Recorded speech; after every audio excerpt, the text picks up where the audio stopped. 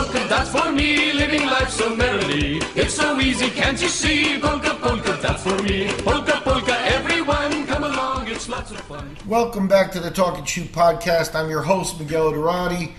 I have my sidekick, trusty Mike Davis here. Mike, how you doing? Hey, what's up, Miguel? It's all right, man. I gotta knock another one of these out. Yeah, we are back with the Talk and Shoot podcast to talk a little more shoot. And basically, we're going to stay with our State of MMA theme. The state of MMA has been in flux and changing rapidly during this week. And the latest news is that the UFC 189 Jose Aldo Conor McGregor match has been canceled, and that's pretty big news, man. I mean, they've said this is the most promotion they've ever put behind a fight in the entire history of the UFC, and the fight game has many twists and turns, and to switch a main event like that, that's a bitter pill to swallow. Yeah, I mean, the bottom line is. There's no way that you could deliver on your promises right now with what you have. The recovery's good. Let's get into some of the details here so we can spread out and cover the subject. Basically, UFC featherweight champion Jose Aldo suffered an injury in training. He got kicked in the ribs. We heard fractured ribs. We heard bruised ribs. I saw earlier today some x-rays on the internet of I'll just call it a mauled rib. His rib did not look good. So there wasn't any chance of him doing the fight. The bottom line is he really shouldn't be cleared medically to do the fight. The doctor doing the medical exams would have probably had to turn the fight down, ethically, from what I saw in that x-ray, So the UFC went ahead and... Let me finish up. So the UFC went ahead and... They take McGregor, and they've bumped Chad Mendes on short notice. Mendes... That's not a good matchup. It's a very interesting move. Let's get into some of the details there. Mendes obviously accepts, he's coming on. He's only lost twice in his career. He's both times to Jose Aldo, both times for the title. Only in his wildest dreams did he think his next fight would be for the title. Now he gets that chance. He has to do it on short notice, but you would think... You're getting a pretty highly motivated Chad Mendes. I agree. Well, to go back to the beginning, anyone that's ever had a rib injury, every time you breathe, it hurts. I mean, rib injuries are nothing pretty. And behind the scenes, which is kind of like where you and I like to dwell, Miguel, the type of money and offers that they were throwing him just to stay in the fight. And if you read Jose Aldo's recent quote, it's, money will come and go. It's like chasing a shadow. You're always trying to catch it, but it's always going to be in front of you. And you'll forget about the money, but the only thing that will ever live on is your legacy. And legacy is more important to him than money, which is exactly the opposite of what he's been complaining about his entire reign as champion in the UFC. All he's bitched about is his cash, his entire reign. I mean, I think we can both agree on that. So now he's going into his biggest payday, and he's got to pull out. He's just being philosophical about it, because the bottom line is if the X-ray that's out on the internet is legit and all that, he shouldn't be fighting, and so it's not his choice. It's not the UFC's choice. A little extra money doesn't make it his rib okay. And as you said, here's the other part about rib injuries and stuff. I've had guys with rib injuries that I believe to be legit, and the X-rays don't really show anything. They press released it before the UFC even acknowledged it, and that's kind of a no-no. Like that's something that the UFC is going to have to tie in. Like they're going to have to kind of shut that down. But here's the thing, Mike. This is the part. Is first I've had, like I said, with the rib injury. I've had rib injuries where the X-ray doesn't really show anything, but you still have a rib injury. In this case, the X-ray clearly shows some damage of some type, and it becomes a situation where it's not the UFC's choice as to whether he fights or not. It's a medical clearance type of situation, and that's in the hands of the commissions should they really choose to do their job. But that's the way it should be done. So he was never going to fight. They should be, instead of scrambling around making offers and stuff, they should have just gotten to the medical diagnosis as soon as possible and enacted Plan B as fast as possible. You don't hang on to a dream. These types of things happen, and unfortunately, they invested a lot of money in it, and that turns people green, but these types of things happen. Mendes is in the catbird spot now because he gets an unexpected title shot when he had really no business being in a title shot for his next fight. I guess Edgar probably turned the fight down on short notice. No, Edgar was mad that he wasn't even asked. Okay, yeah, then I'd be mad too. If I were Frankie Edgar, I think Edgar has a better shot in terms of... I think it's a better fight too, yeah. To be honest with you. I mean, let's talk about the fight. And before we get into it, Mendes is the lucky guy. McGregor, I got to give McGregor credit, and I figured out one way McGregor, he's assuming a lot of risk here, It's a completely different fighter. Yeah, it's a completely different fighter. John Jones let the UFC cancel a show, but he did not take a fight on this type of notice. There are a lot of fighters who would not. If McGregor had said no, yeah, it kind of goes against his persona and stuff a little bit. But he would have been within his rights, I think, to say, hey, look, man, 10 days for Chad Mendes, short, stocky. I was facing a tall, lanky guy. Come on, give me, Yeah, a hard wrestler, just jiu-jitsu guy. It's just, I would have requested Frankie Edgar instead. If you had your choice between the two, I think Mendes is a much harder fight. I think Edgar's the best of the lot there.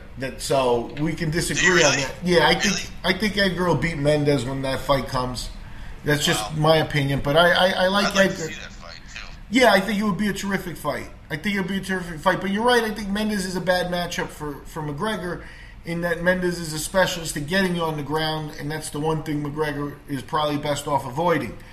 And what are the odds? What are the odds on the fight? McGregor is still favored at minus 145. Mendes is returning at plus 125 right now. Latest look at it. But this is why McGregor deserves credit, because he took the fight and basically said, he kind of wrote off. I think, the thing that makes McGregor intriguing, or has made him more intriguing, other than the blast of media hype that he's gotten, is that some of the stuff he says is pretty compelling and smart. He's not a directionless crazy man. He's pretty calculated, and he wrote off Aldo. Basically said now he's a thing of the past, and he'll have to wait his turn and stuff. So I think he did the right thing. He took the fight. Should he beat Mendes, he just really wrote his check in terms of respect that he wasn't going to get fighting an injured Aldo or anything like that. Taking a fight on short notice, deliver a victory against Chad Mendes, and we are going to have to deal with Conor McGregor as the king of the UFC. He's not going anywhere if that's the case. And you know what? All that little smack talk and talking about himself being a superhero or a knight in shining armor or whatever it is. You're just going to have to accept it. I mean, yeah. You think you've had enough already. If he beats Mendes, things are going to get out of control.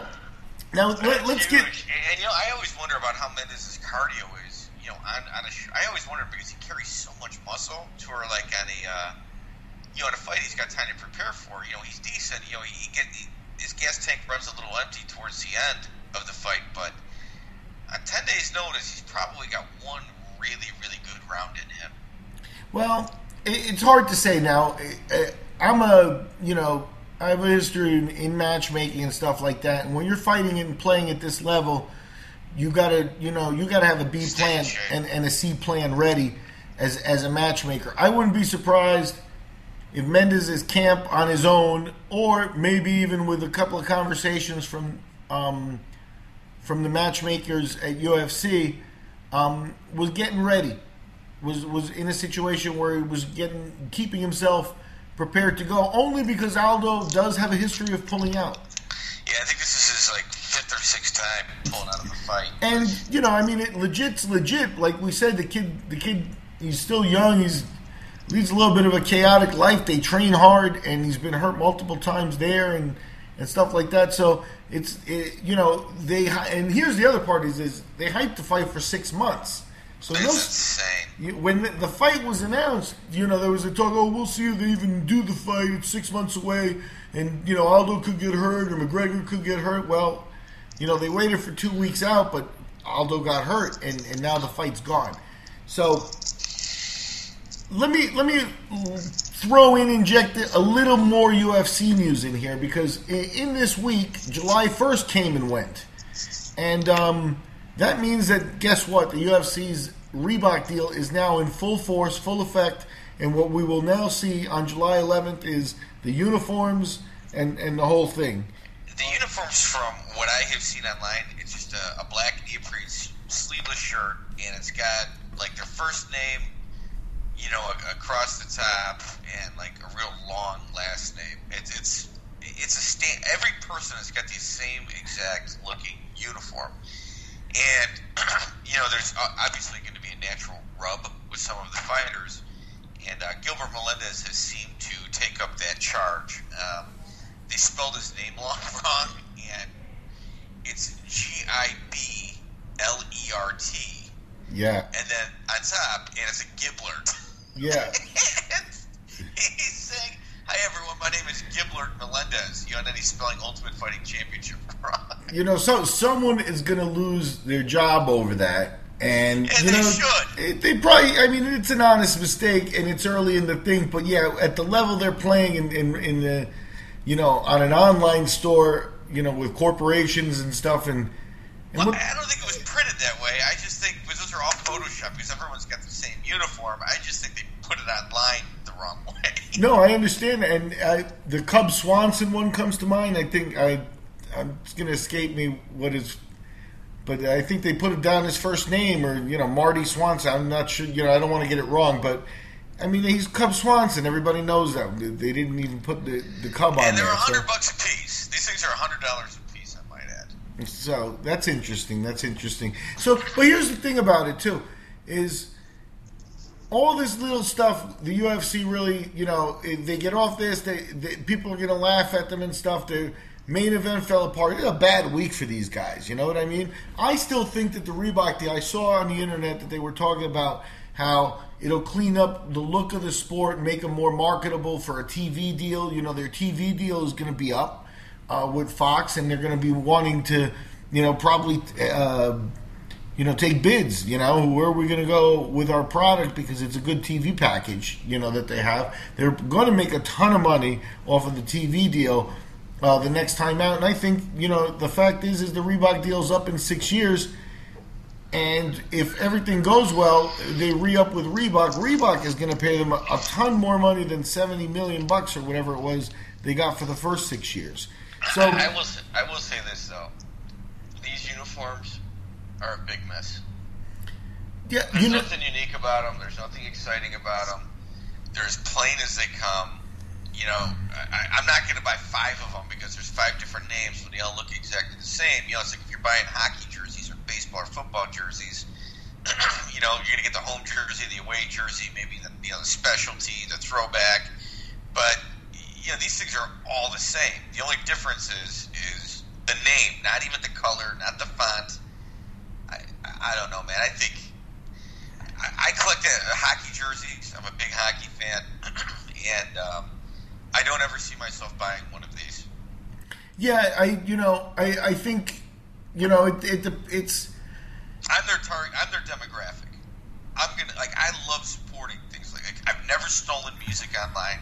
Every piece of music that I've bought, and I've never stolen a single song. So I can vouch for you, Mike. That I know that you're extremely supportive at the I really do. I go to local pro wrestling matches. I support the live event. And uniform, I'm not buying. No, and I mean the $100 I think is a miss. This is going to be one of those things where, I mean, it is going to be what it is, and inertia and marketing will get them to sell X number, and we'll be seeing them all over the streets. It's just, I'm in my mid-40s at this point. I looked at that thing, and it's like, I don't know if I'm going to be just walking down the street. With a sleeveless neoprene shirt. Yeah, you know what I mean? It's like, it's better for everybody that doesn't happen. You know what I mean? And Right. so it's like, I mean, it's a nice athletic look, but it's not for the masses, I don't think. So maybe Reebok will sell some white T-shirts with their names on them too. Get the spelling right, and maybe we can buy some normal stuff. But I wasn't impressed with that. I don't think I think this is their $70 million launch, right? This is what they're spending $70 million on. This is how Reebok is going to recoup that money on that. Giblert. Every time I say it, I laugh. It's like this. It reminds me of something really funny in the history of MMA. I'm going to pause here and take you back a little bit, but Dana White and the UFC had just recently, in the last, they bought the UFC in 2001. I'm not even going to look up the date or when this was, because it's not worth it. It's just a short story, but and they were competing with Pride. Pride was in Japan. Huge. Pride was considered the big show in the world. UFC was considered second, and Dana, really went right at Pride. They wound up buying Pride, and they owned the whole archive and stuff. So in the end, they won the war. So hats off to UFC for that. But in the early days, the UFC was clearly second to Pride. Without a doubt. And what one of the things that they did was they sent Chuck Liddell to fight in Pride. Yep. And he fought. I think he won a fight, and then he lost a fight, and he came back, and there wasn't much interaction of other fighters that went on. The politics fell apart. But Chuck appeared over there, and the reason this Giblert thing reminds me of it is because the Japanese probably very deliberately, in the big screen, and you know how they did the big screen entrances and stuff like that, they referred to him as Chak. Yeah, Jack. It was I still think I chuckle to myself when I think of that, because it's so priceless. Now, keep in mind, these are the guys that lost the battle with the UFC. So now the UFC's going to say they were petty, and it is petty and stuff like that. But it was such an elegant touch to misspell the name of your opponent, of your rival's guy. You know what I mean? They fought over him. Yeah, that was a really good fight. That was a really good fight. Yeah, that's some historic stuff over there. And I always, every time I saw him after, every time, I would always in my head just think Chak. With due respect, obviously Liddell's a legend. I'm not a fan of his, so I always found that Chak thing to be interesting. The part about the Giblert thing though is this was the Japanese doing it, to stick a thumb in the UFC's face to a rival. Who the hell's the rival here? Why are we misspelling our own guy's name? Chak Giblert. It's an incredible situation. I find that so funny. And the funny thing is somebody in the UFC had to have seen it. It's like, are they really just getting to the point where they're not even reading it? Is it one of those? That dude went through multiple desks. They probably just had a whole file stapled together. Yeah, look at them all. They all look the same. Providing that no one's remedial and they spelled the names right, everything's fine. Every single one looks the same. Like Neil Magny's looks the same. Yeah, I mean it's. Well, there's a component where they put the country on it, and I think that's a cool thing. A lot of the early days of MMA was a lot of this, USA versus Russia, or international explosions and that type of marketing. And the UFC went away from that, even though they've obviously got the best international roster, ever going. They kind of get away from that international marketing kind of thing, the countries and the rivalries.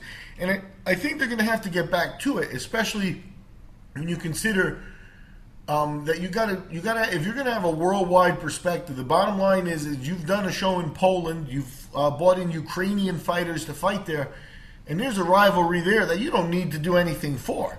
It's there. Those Ukrainians are coming over, and those Ukrainians have their antennas up because they're in Poland, and that's not friendly territory. And, it's like Puerto Rico and Mexico, just natural rivalries. Yeah, exactly. You just you play to them, and I like that aspect of it. I could see myself, picking up a shirt based on the country, or especially if it's my country or my ethnicity.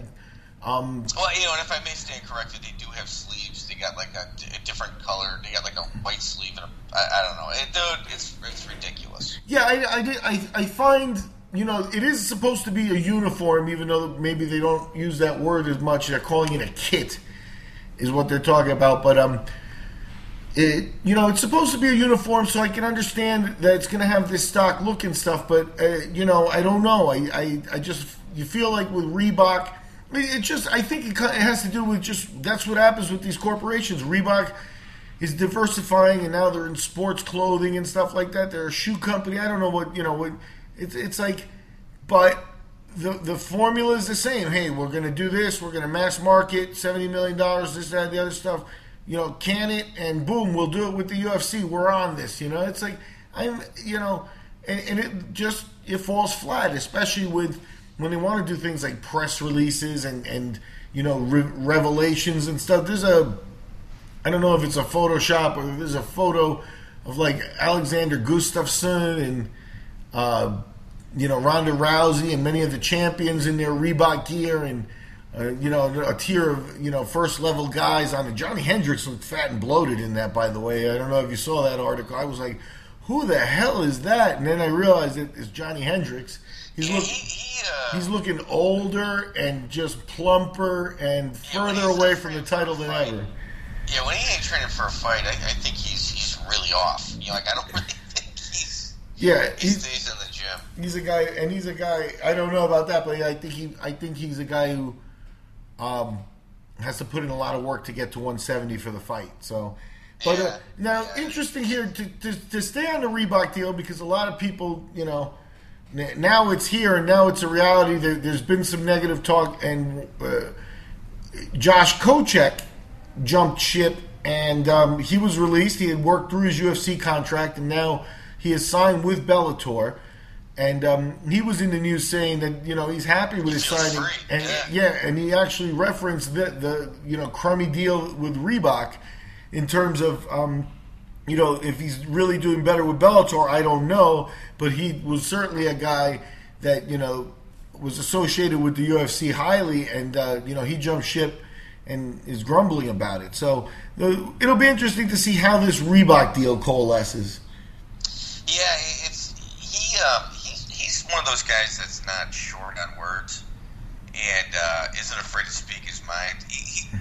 Josh Koscheck's the type of guy that's probably burnt a lot of bridges, and he doesn't mind it. It's something that happens over and over in his life, and I think there's going to be some revelations about the UFC and his opinion of them that is certainly going to prevent him from ever being a guest at one of their shows in the audience. Yeah, he's not going to be invited to the Hall of Fame or anything of that nature. But, yeah, well, I'm looking at some of the UFC uniforms. I guess there is a difference in them. They look ridiculous.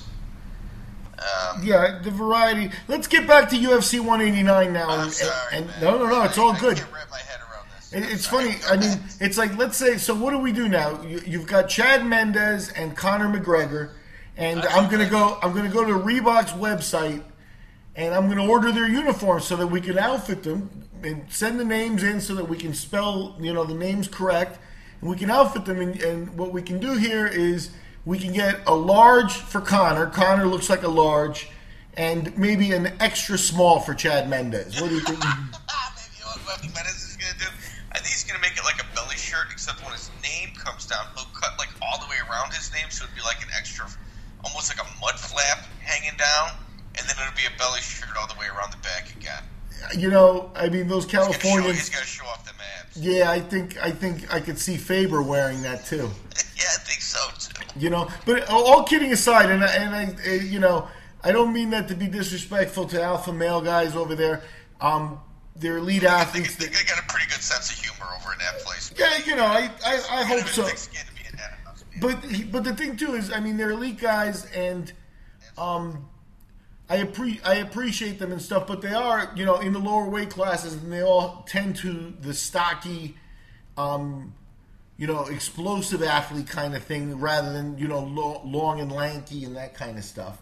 At least the frontline guys, Benavidez is 125 pounds, so he's not, not too stocky, but they tend to be little guys and stuff. So I'm goofing around on him, but I think Mendes should probably have come in as the favorite for this McGregor fight just because of the styles of making matches kind of thing.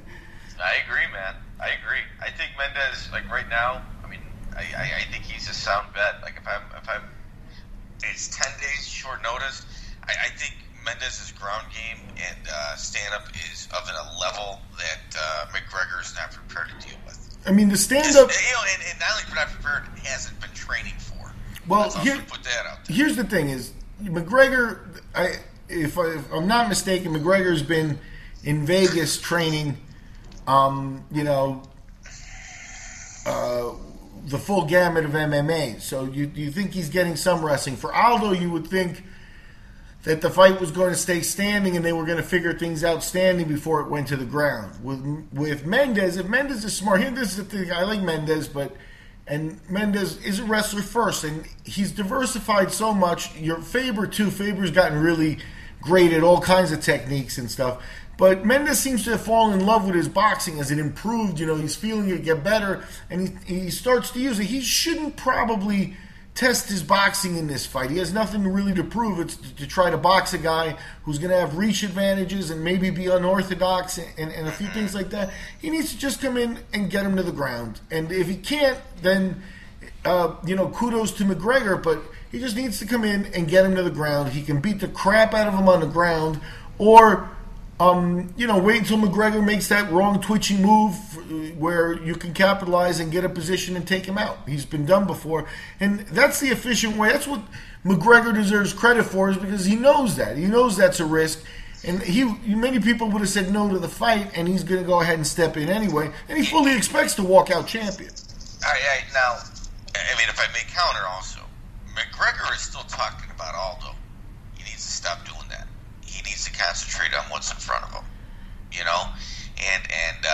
and understand what's in front of him. Now, if I'm the UFC, I can think of about 5 or 6 other really fun guys to put in that position, or credible and fun to watch guys to put in that position prior to Mendes being there. One of which, who's got wins over UFC champions, is Clay Guida.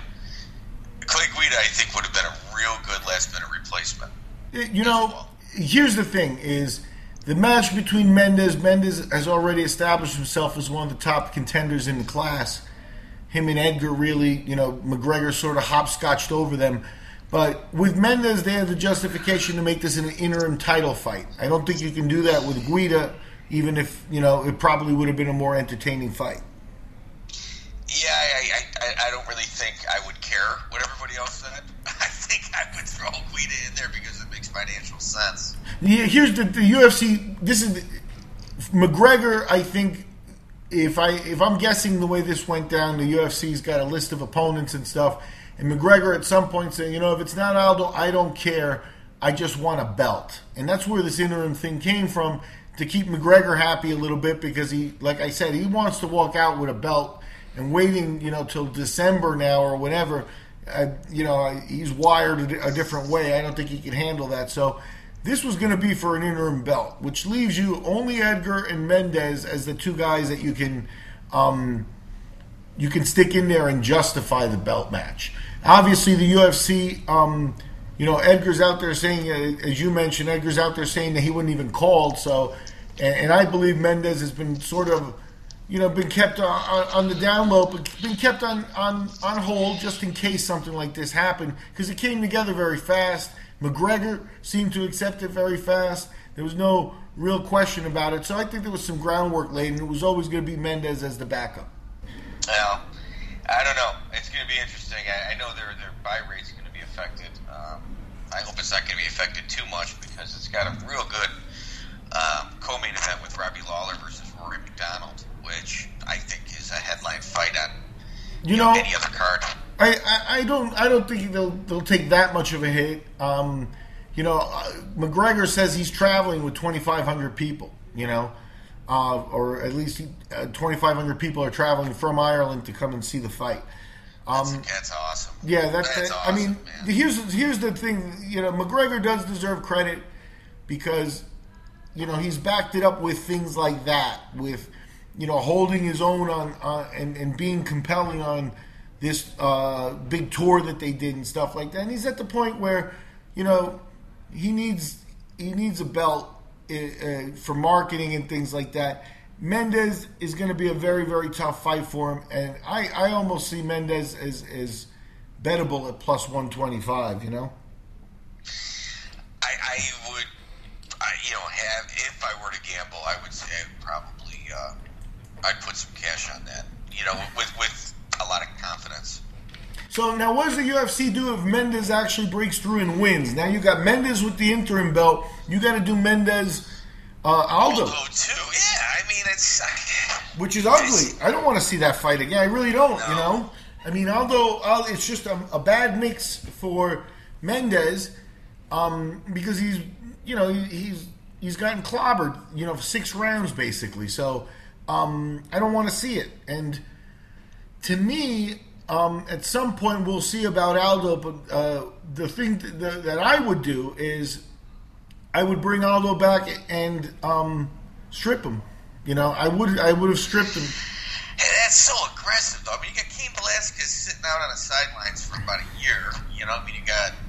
And just as a repeat offender, the kid's still young. He could work his way back into the title picture. But what's this going to be here? This is animosity that's going to build. Like you're. I mean, it's one thing rocking the boat. It's another thing just completely burning a bridge.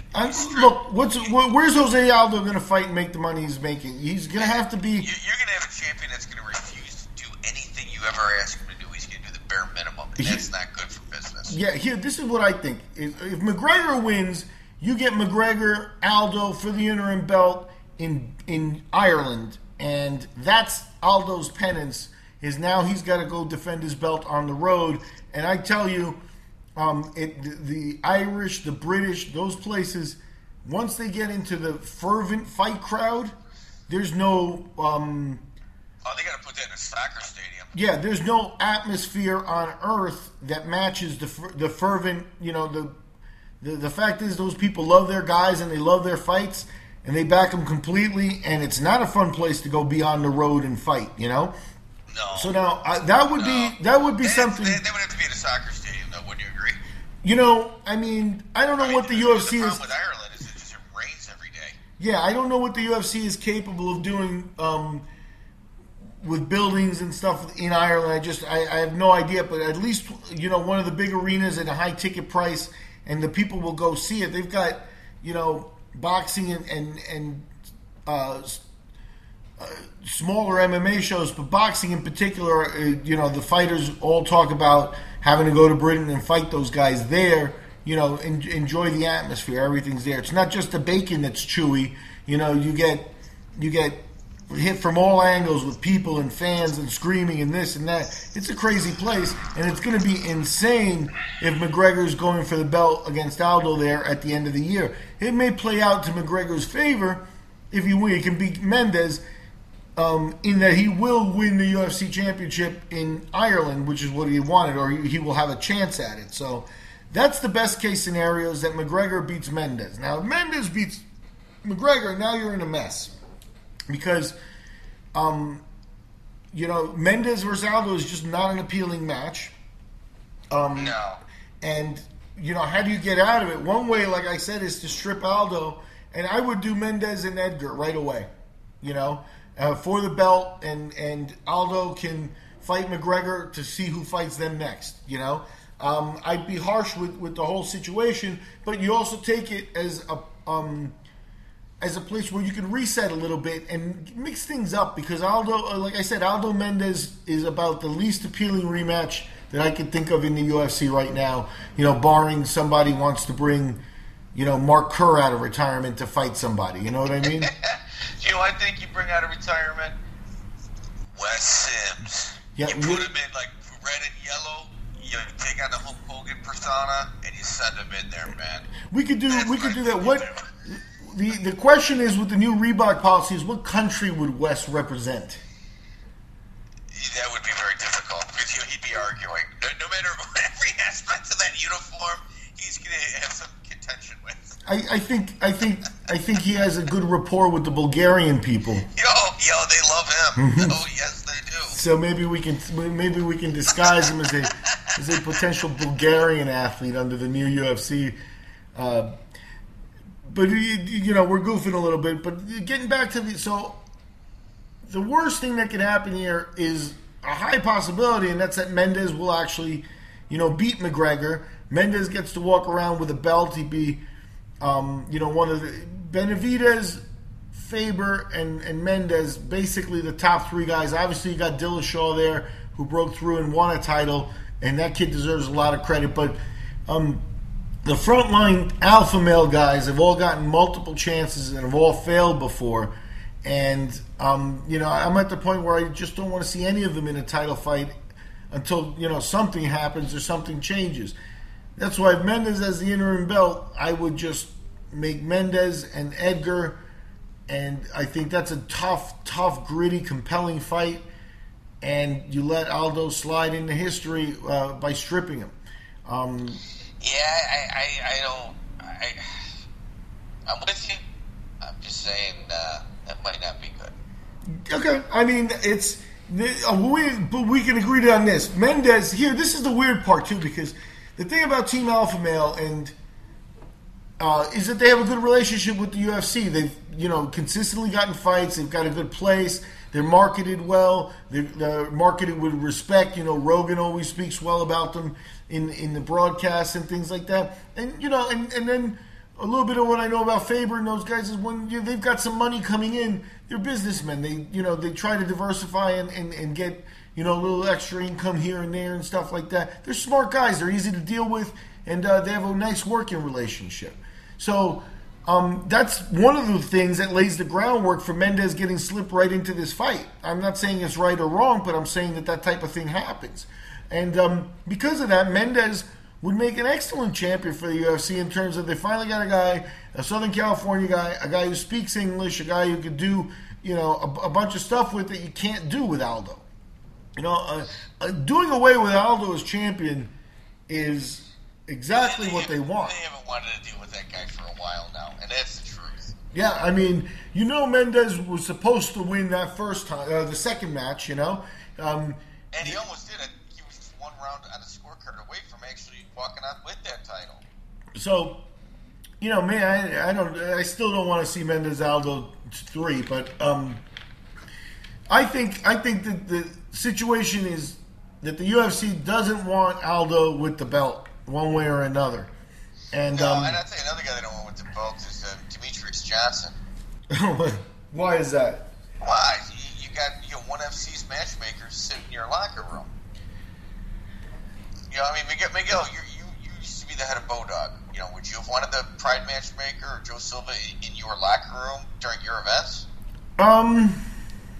Look, when you're active in the business, you've got to be able to react to what, act and react, to the stimulus around you. I don't think ONE FC is of any significance to the UFC. I think they know Hume for a long time. I think their relationship with Hume is one that's been up and down, for many years. Matt is not easy to deal with. I think Matt's a genius, and I have nothing but respect for him. But he's not. He can be very difficult to deal with, especially in a situation where, like with the UFC, they want to be business and professional. Matt can be very demanding and businesslike and professional. Matt is a philosopher too. So they want to get into stuff. Matt will get into a conversation.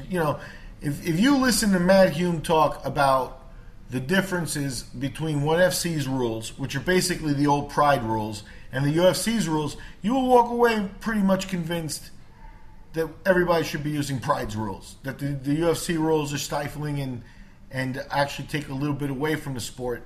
That they were built by lawyers. For example, ask him about the judging system. And the judging system is basically adapted from boxing. You're forced to use basically like a 10-point must system to award the rounds and stuff, whereas the ONE FC system allows you to judge the fight in its entirety. We could have 3 rounds or 2 rounds in a fight that are basically a stalemate that I win with a little flurry, and then the last round, opponent has a completely dominant round where he beats me up the whole time, and I still win the fight 2-1. Just there are philosophical reasons where Matt is somebody who's just going to be there, and the UFC is going to have to deal with him. Here he's in the role of the coach of their champion. There's not much they can do about that. You know, Johnson is where he is because he's coached by that guy. You know, so it's just part of the business. Matt's not there stealing talent. You know, I don't think that's the case either. Yeah, I don't know. I just, maybe I'm speaking from a local regional promoter, but I'll tell you this: I don't like other matchmakers in my life, and that's